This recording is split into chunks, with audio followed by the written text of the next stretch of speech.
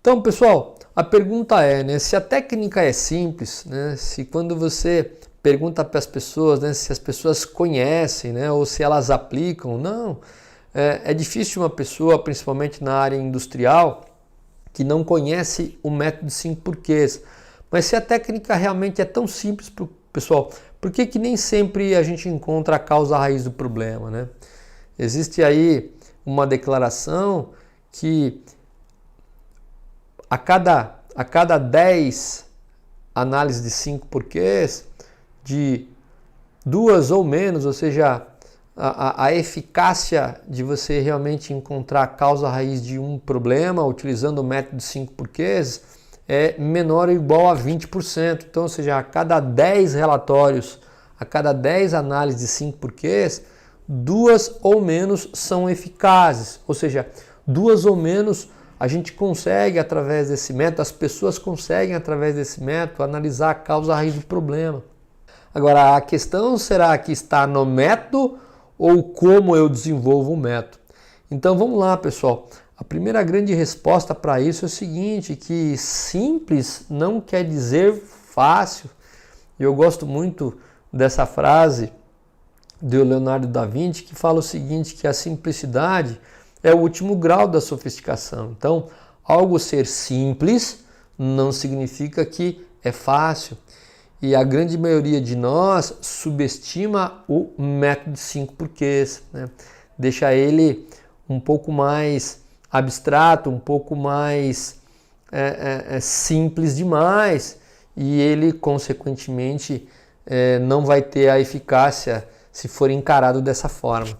E hoje eu vou mostrar para você, né, pelo menos 6 dos 13 itens para que você realmente entenda aí a importância desse método que a Toyota utiliza para identificar a causa raiz do problema. Qual é o primeiro erro que eu gostaria de mostrar para vocês dos 5 porquês? Né? Qual é o primeiro erro na análise dos 5 porquês que eu costumo observar no dia a dia no chão da fábrica das pessoas que costumam liderar esse processo, né? Muitas vezes aí os supervisores de produção, coordenadores ou líderes de produção.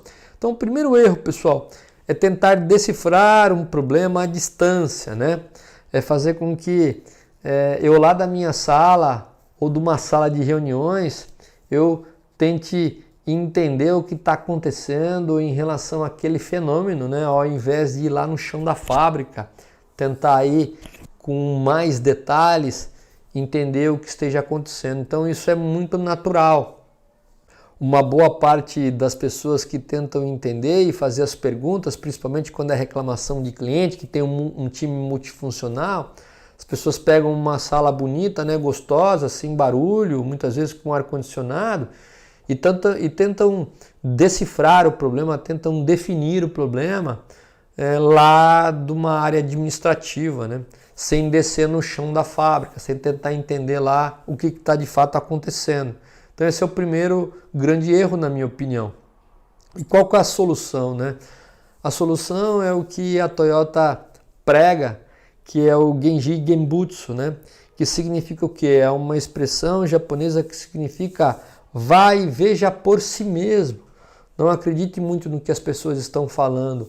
Vá lá no processo e veja por si mesmo o que está ocorrendo.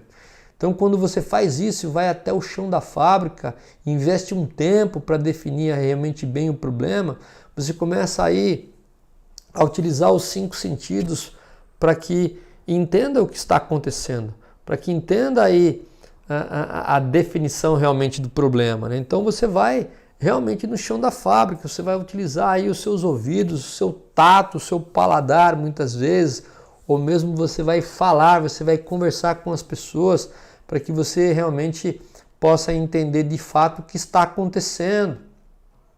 Então, esse é o primeiro grande erro, né? A gente tentar aí entender o que está acontecendo à distância e evitar muitas vezes ir lá no chão da fábrica, porque lá tem barulho, tem pó, tem óleo, tem ruído, né? Tem uma série de problemas lá e é natural que muitas vezes a gente não vá até lá ou não ajude aí os supervisores, se eu for área de apoio, a tentar entender aí o que está acontecendo. Então, realmente o primeiro problema está aí, tentar decifrar o problema à distância.